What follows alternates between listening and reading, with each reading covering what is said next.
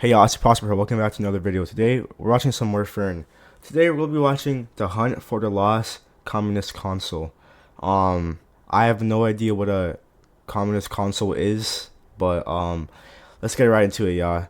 Fern is one of the best YouTubers out there, I can't even lie. Let's get into it, y'all. Alright, let's get into it. This is one of the rarest video game consoles on the planet. What the fuck is that? Only about 1,000 units were ever made. That? In a country that doesn't exist anymore. What is it's that? The first and only console ever produced by the former East German communist state. Is that a Nintendo? The GDR. Its name is the Bildschirmspiel 01. What the fuck is that? The BSS-1. Yo, what is that? We wanted to know everything about it. Who invented it? Why was it built? What does it tell us about communist tech ambitions? And maybe the most important question, what does it feel like to actually play it?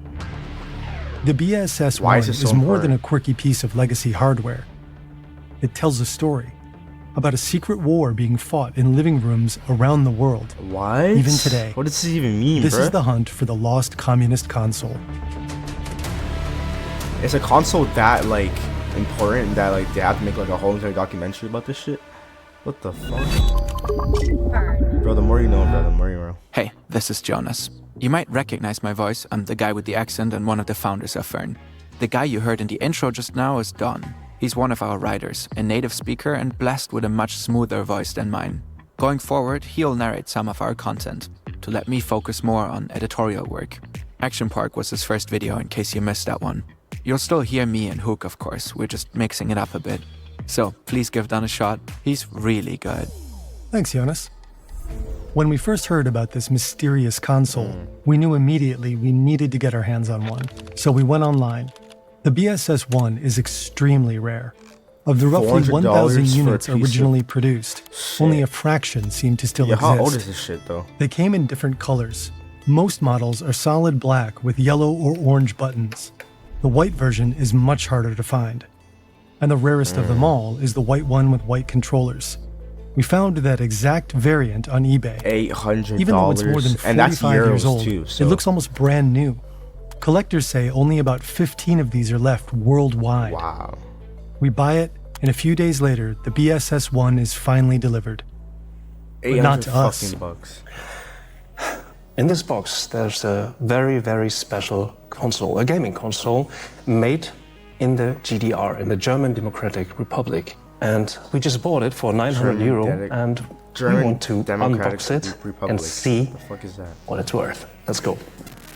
This is Daniel Budemann.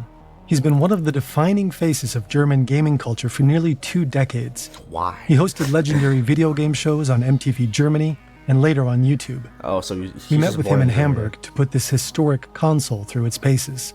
Here we are. So this is it. This is the RFT TV Spiel, or the Bildschirmspiel 01. The one and only gaming console made in the GDR, which is weird, isn't it? The BSS-1 is about 30 centimeters wide and weighs roughly 1.5 kilos. It comes with 2 controllers. There's a number behind one of them. If you take a look, this is a small stamp with the number 710. Every single unit has its own unique serial number. Online, there's a list tracking all of the surviving devices, or all the known ones anyway. Ours doesn't seem to be on it, which suggests it might be a rare find. Yeah, that's tough. This red button is the power switch. Below it is a row of yellow buttons. These let you select the different games. There are 4 in total: pelota, squash, football, and tennis. The black buttons here on the left let you adjust various in-game settings. Even though East Germany developed its own computers and microelectronics, it made only a single attempt at building a video game console. The country had a very particular relationship with technology. It was largely cut off from the West, and sourcing modern tech was often difficult, if not impossible. That raises the real questions. Why video games? Who pushed this project forward? What the fuck, like, and what were they actually this episode doesn't make trying sense to to me, bro. It's the 1970s. Okay, Germany is divided by a political and very physical border called the Iron Curtain. Damn. In the West, there's the Democratic Federal Republic. In the east is the authoritarian GDR, a proxy state of the Soviet Union. In the Western world, technological progress is speeding ahead full throttle. Part of this trend is the emerging video game industry. In 1972, Okay. the first commercially available home console in video game history hits the US market. It's called the Magnavox Odyssey. What The the? electronic How have I game of the never heard of this future. before? What the hell? Odyssey can be many things to your family. Fun, excitement, entertainment, challenge, and education. The Damn. console can, well, it can't do much. It's basically just Oh, a it's few space glowing tennis. squares drifting across the screen. It's kind The of cool. system ships with 12 pre-installed games that turn your TV into a soccer field or a hockey rink. At first, you have to attach colored plastic sheets to the screen. One game stands out, Dead ass. Tennis. Wow. which is actually more like a very basic version of ping pong. It's easy Wow. to learn and very intuitive. Atari sees the potential and adapts the idea to create Pong. Damn. Okay. In less than a year, Pong becomes the first commercially successful video game in history. Before long, competitors are racing to copy the concept. You can choose tennis, or hockey, handball, or squash. Over the next few That's kinda years, cool. video games evolve at breakneck speed. By 1977, consoles like the Atari 2600 are conquering living rooms from the United States to Western Europe.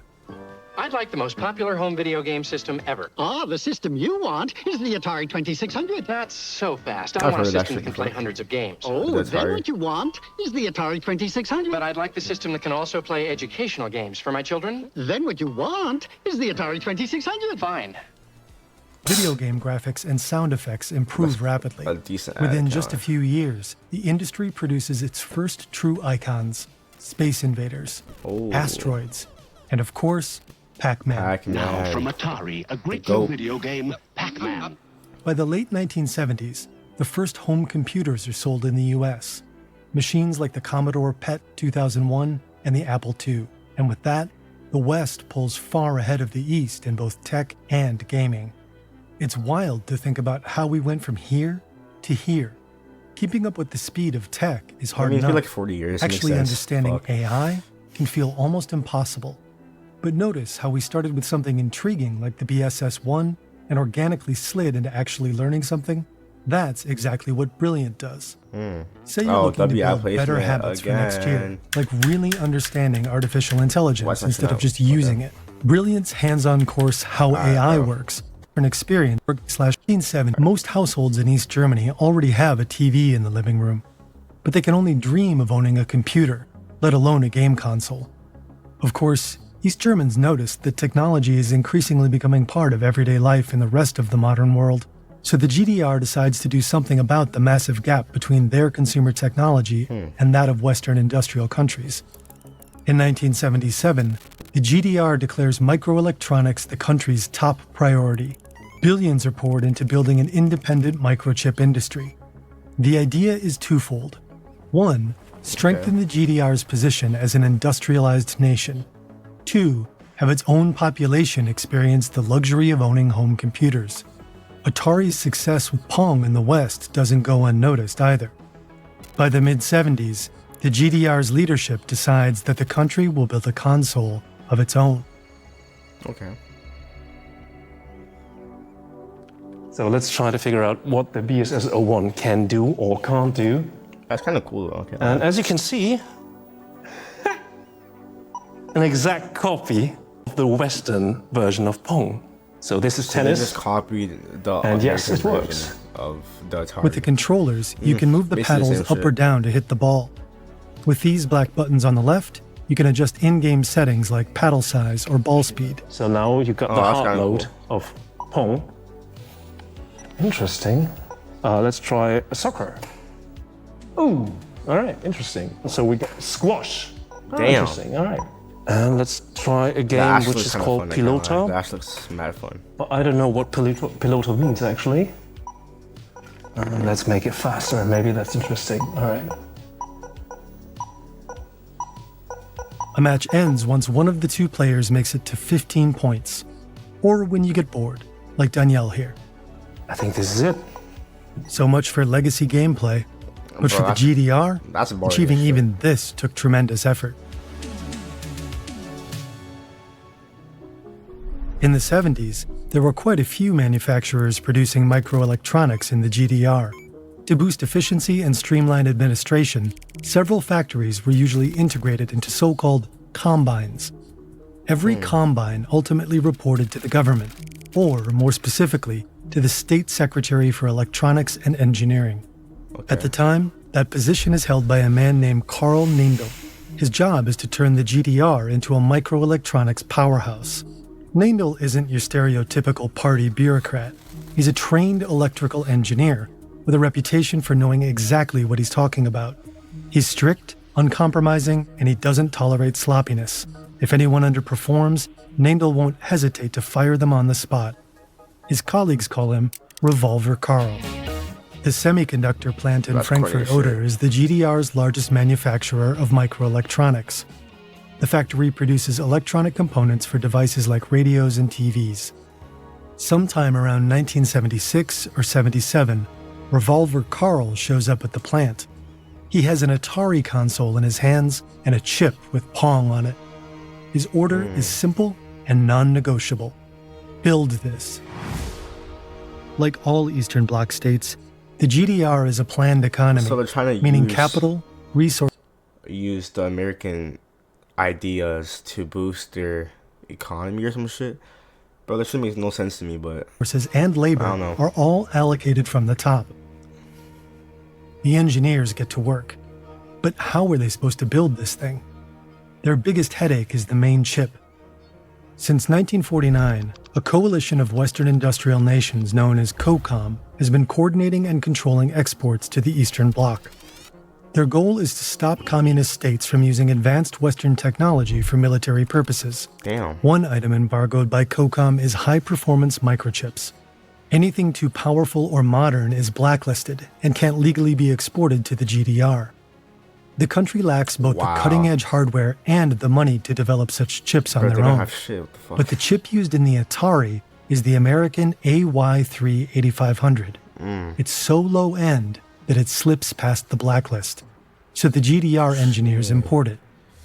The chip sits here, right at the heart of the console. The other components were either manufactured in the GDR or imported from other Soviet states. For example, the speaker up here in the top right comes from Tesla, a state-owned company in former Czechoslovakia. Damn. This piece in the top left is the power transformer that supplies electricity to the console. The RF modulator in the center converts the signals coming from the console to a format that TV receivers can handle. The plastic casing was also produced in the GDR. The colors weren't necessarily an aesthetic choice. Factories just used whatever material happened to be available at the time. In 1979, the first BSS-1 rolls off the production line. The GDR now has its very own game console, But is it better? and the country has big plans for it. The regime hopes to get young people excited about technology. If East Germany ever wants to catch up to the West, it needs a population that understands computers and a workforce capable of building them. Party true, that's leaders true. also see video games as an instrument of power, a chance to showcase socialist progress and the ability to innovate just like the West. But reality quickly catches up. The BSS-1 has a steep price tag. It costs roughly 550 half mil? of what an average East German citizen makes per month. Bro, what? Most consoles end up in state-run youth centers, where kids can at least play in them together. Damn. The dream of a successful East German game console never materializes. Production stops just 2 years after the initial launch. Plans to build a follow-up model with color output are briefly considered, but never pursued. Instead, the plant moves on to manufacturing another piece of cutting-edge What tech, the fuck is that? radio What alarm is clocks. that? Oh, okay. But the GDR isn't ready to give up on gaming just yet. In the mid-80s, East Germany commissions the development of the Polyplay, a coin-operated arcade machine. It's far more technically advanced than the BSS-1 and comes with twice as many games. It features games like Hare and Wolf, which is What? basically a Pac-Man ripoff.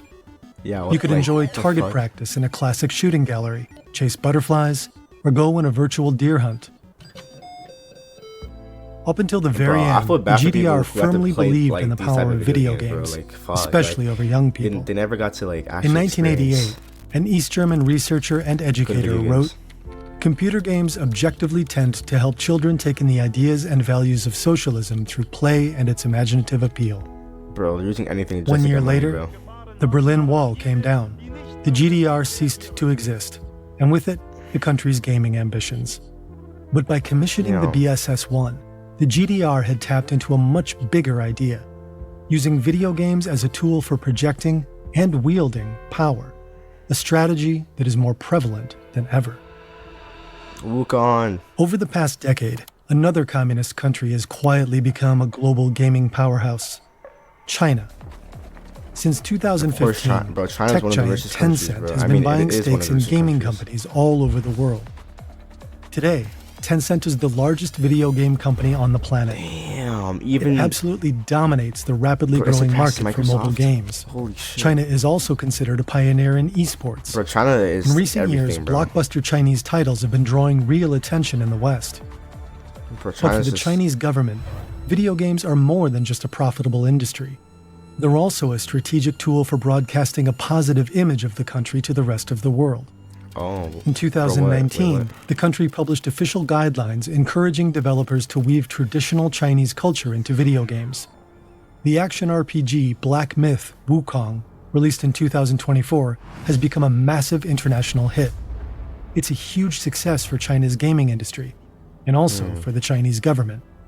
The state wasn't directly involved in creating the game, but party officials still frame it as a win for the nation. So this game alone did more to popularize Chinese culture narratives internationally than many former propaganda campaigns because of, the content itself that's in the video game. Many Chinese video games are heavily censored. What China's influence on Marvel? What? What China's influence on over Marvel Rivals reveals about censorship? Many Chinese video games are heavily I can't censored. lie. Marvel Rivals is a good China game, has so it to, makes sense. keep a positive image Like, of come on, itself. bro. And that includes doing censorship to any, speeches or behavior that violates what China wants Winnie the to. Pooh is. Nah, yo, they hate anything that isn't Chinese, bro. And I've realized that every single time there's a new announcement for Marvel Rivals, there's always Chinese people speaking, bro. And it's kind of annoying because, like, their accent, like, no hate, but, like, their accent is so fucking strong, bro. Like, show to the world. Since companies like Tencent are closely tied to the state, user data can easily wind up in the wrong hands. Despite these risks, China is becoming more and Nah, more but Marvel attractive Rivals to was a good Western game, tech though. companies. It's already the world's second largest gaming market. damn. And Europe and the US are increasingly important markets for China's gaming industry too. China may just be on track to achieve what East Germany could only dream of, using gaming to project power. So, overall, the GDR, the German Democratic Republic, some shit like that, right? They seen, they basically seen that video games took over, or like got popularized in the West. So they're like, shit, we can probably do that to boost our economy or some shit like that. And then they tried to replicate it, kind of. They used inventions from the West to basically build their own console. And I can't lie, the console that they built it's kind of, it's almost better than Atari, I can't lie. Shit. But bro, it's all a fucking game at the end of the day, bro. It's not that serious. If y'all enjoyed the video, let me know down in the comments. And if y'all want some more Fern videos, and I got an Arc Raiders video coming out for you guys. Don't worry. Arc Raiders is on the way, guys. Don't worry. You prosper.